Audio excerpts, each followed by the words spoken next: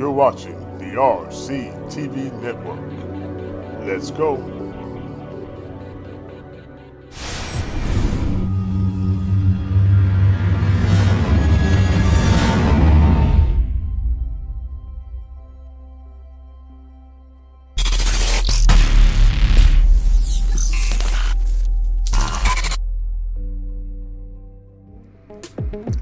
This week on Real Talk with the RN Diva and Pastor Robert, we discuss Did He Do It?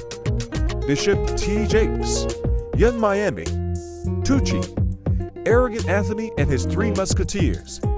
Also, another segment of Trouble in the Barnyard, Black Women in Leadership in America. And also our highly anticipated segment of Ask the RN Diva. We will also take your live calls as well. You don't want to miss this episode of Real Talk with the RN Diva and Pastor Robert this Saturday at 8:30 p.m. Eastern, wherever you podcast and on this platform. Are you ready? Let's go!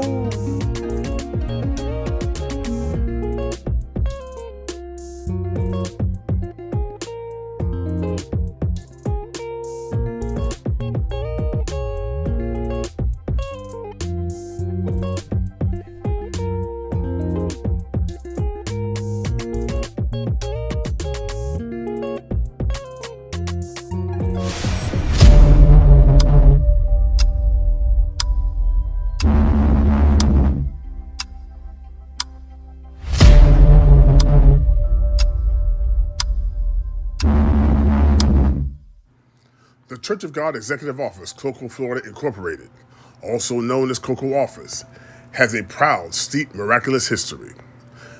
There are tens of thousands of testimonies of how God provided the parishioners and their families, many of whom were sharecroppers and descendants of slaves, land, resources, and unprecedented opportunities to build classical Pentecostal churches in the Black inner city communities around the state of Florida.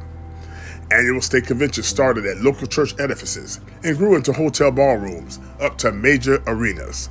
Dreams and visions of owning a state campground to host and facilitate church events was a major focus over the years.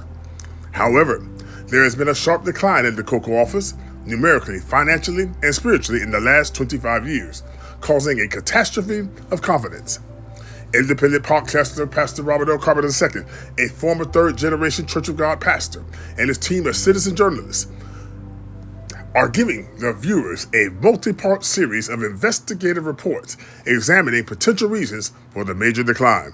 Like a mighty army moves the Church of God. A hallmark anthem in the infamous Redback hymnal says, "Like a mighty army moves the Church of God."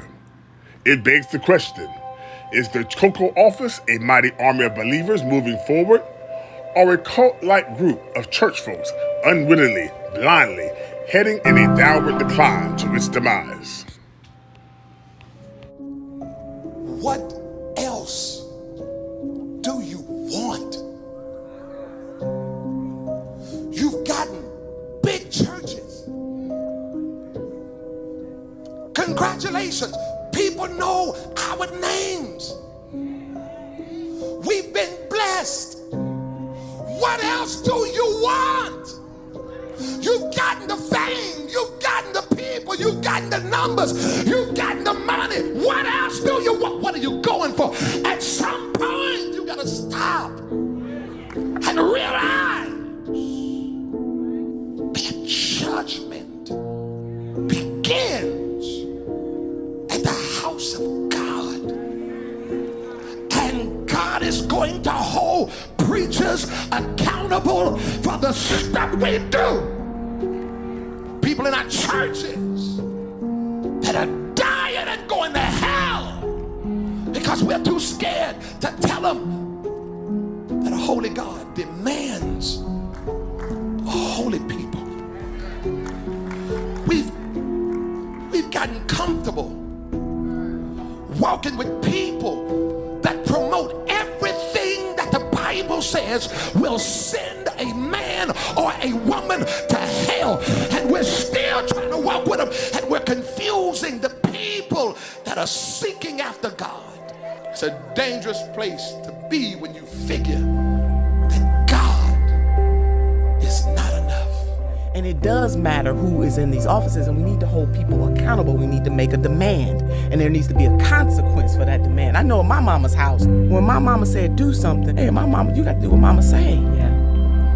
There will be a consequence if you don't. Pop. You got to do what daddy says, Right. or there will be a consequence. We need to bind together and say, you are going to do for us, or there will be a consequence. We got to follow the policy. Show me the policy and I'll tell you what you care about. Follow the money and Yeah. I'll show you what you care about.